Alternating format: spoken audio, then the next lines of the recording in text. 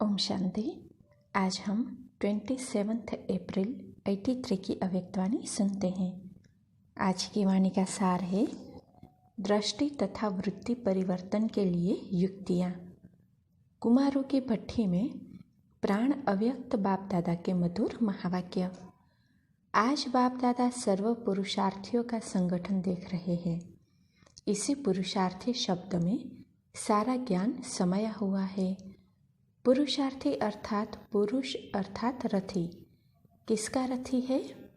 किसका पुरुष है? इस प्रकृति का मालिक अर्थात रथ का रथी।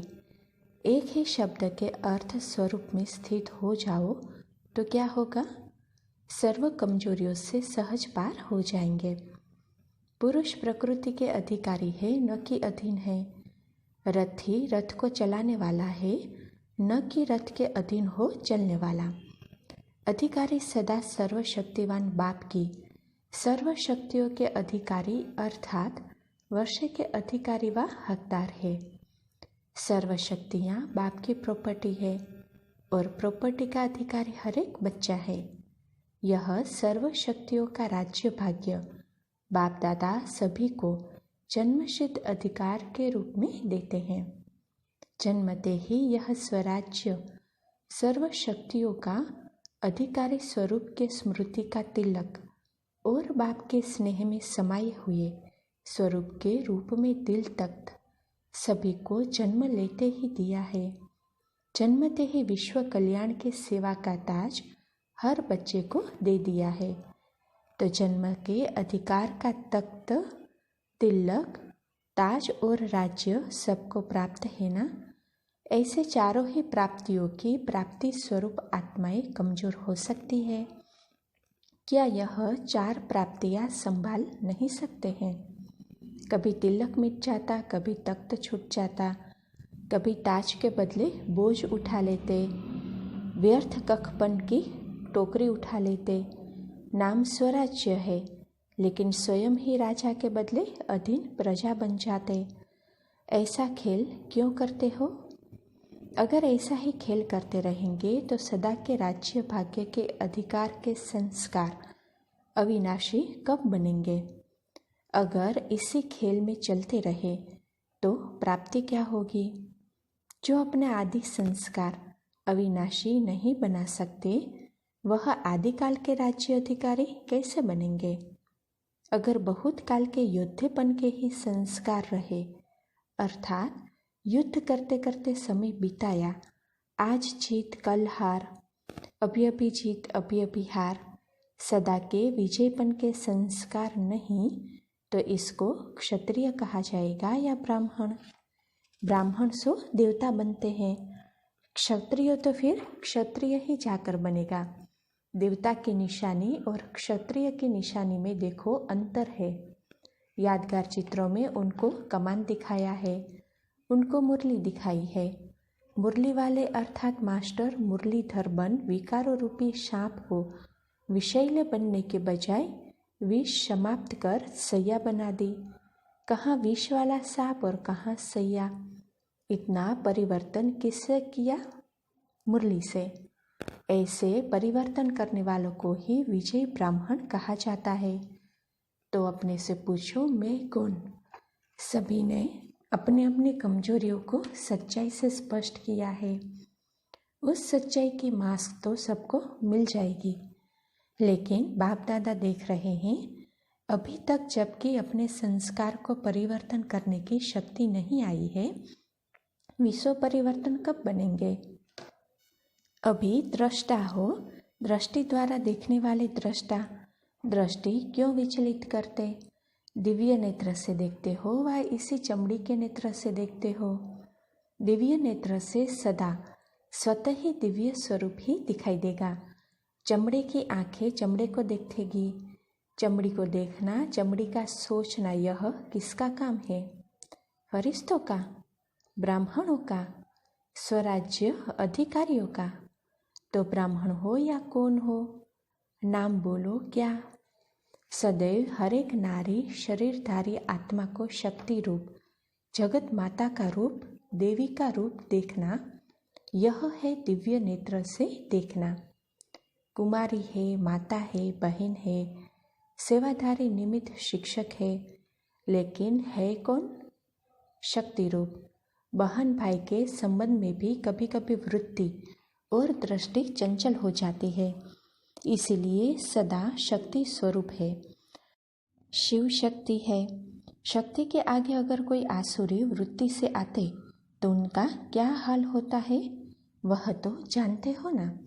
हमारी टीचर नहीं, शिव शक्ति है, ईश्वरीय बहन है। इससे भी ऊपर शिव शक्ति रूप देखो।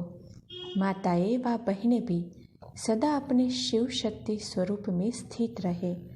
मेरा भाई विशेष स्टूडेंट नहीं, वह शिव शक्ति है और आप महावीर हो, लंका को जलाने वाले। पहले स्वयं के अंदर रावण वंश को जलाना है। महावीर की विशेषता क्या दिखाते हैं?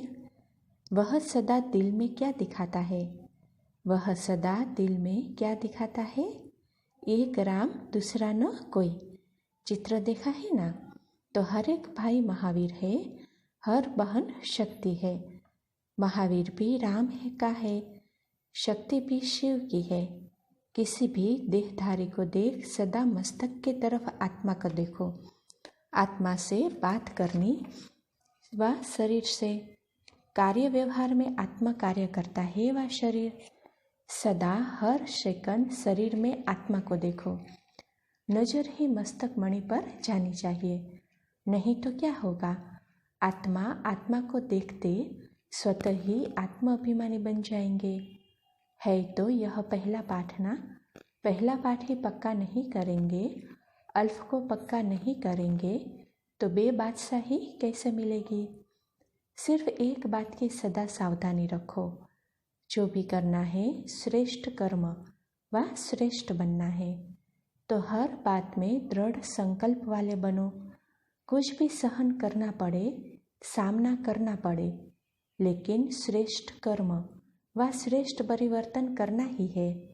इसमें पुरुषार्थी शब्दों को अलबेले रूप में यूज नहीं करो। पुरुषार्थी है, चल रहे हैं, कर रहे हैं, करना तो है, यह अलबेलेपन की भाषा है। उसी घड़ी पुरुषार्थ शब्द को अलबेले रूप में यूज नहीं करो। पुरुषार्थी है, चल रहे हैं, कर रहे हैं, करना तो है, यह अलबेलेपन की भाषा है। उसी घड़ी पुरुषार्थी शब्द के अर्थ स्वरूप में स्थित हो जाओ। पुरुष हूँ, प्रकृति धोखा दे नहीं सकती। यह सब प्रकार की कमजोरियाँ अलबेलेपन की निशानी है। महावीर तो पहाड़ को भी सेकंड में हथेली पर रख उड़ाने वाला है, अर्थात पहाड़ को भी पानी के समान हल्का बनाने वाला है। छोटी छोटी परिस्थितियाँ क्या बात है? फिर तो ऐसे महावीर को कहेंगे चींटी से घबराने वाले। क्या करे हो जाता है, यह महावीर के बोल है। समझदार यह नहीं कहेंगे कि क्या करे, चोर आ जाता है। समझदार बार बार धोखा नहीं खाते, अलबेले बार बार धोखा खाते हैं। सेफ्टी के साधन होते हुए अगर कार्य में नहीं लगाते तो उसको क्या कहेंगे? जानता हूँ कि नहीं होना चाहिए, लेकिन हो रहा है, इसको कौन सी समझदारी कहेंगे? दृढ़ संकल्प वाले बनो। परिवर्तन करना ही है, कल भी नहीं आज, आज भी नहीं अभी। इसको कहा जाता है महावीर, राम के आज्ञाकारी। आज तो मिलने का दिन था, फिर भी बच्चों ने मेहनत की है तो मेहनत का फल रेस्पान देना पड़ा। लेकिन इन कमजोरियों को साथ ले जाना है। दी हुई चीज़ फिर वापस तो नहीं लेनी है ना। जबरदस्ती आ जावे तो भी आने नहीं देना। दुश्मन को आने दिया जाता है क्या? अटेंशन चेकिंग, यह डबल लॉक, याद और सेवा, यह दूसरा डबल लॉक सबके पास है ना। तो सदा यह डबल लॉक लगा रहे, दोनों तरफ लॉक लगाना, समझा? एक तरफ नहीं लगाना। खातेरी तो स्थूल सूक्ष्म बहुत हुई है, डबल खातेरी हुई है ना। जैसे दीदी दादी व निमित्त बनी हुई आत्माओं ने दिल से खातिरी की है, तो उसके रिटर्न में सब दीदी दादी को खातिरी देकर जाना, कि हम अभी से सदा के विजयी रहेंगे। सिर्फ मुख से नहीं बोलना, मन से बोलना। फिर 1 मास के बाद इन फोटो वालों को देखेंगे कि क्या कर रहे हैं। किसी से भी छिपाओ, लेकिन बाप से तो छिपा नहीं सकेंगे। अच्छा, सदा दृढ़ संकल्प द्वारा सोचा और किया दोनों को समान बनाने वाले, सदा दिव्य नेत्र द्वारा आत्मिक रूप को देखने वाले, जहाँ देखे वहाँ आत्मा ही आत्मा देखे, ऐसे अर्थ स्वरूप पुरुषार्थी आत्माओं को बाप दादा का याद प्यार और नमस्ते। अच्छा, ओम शांति।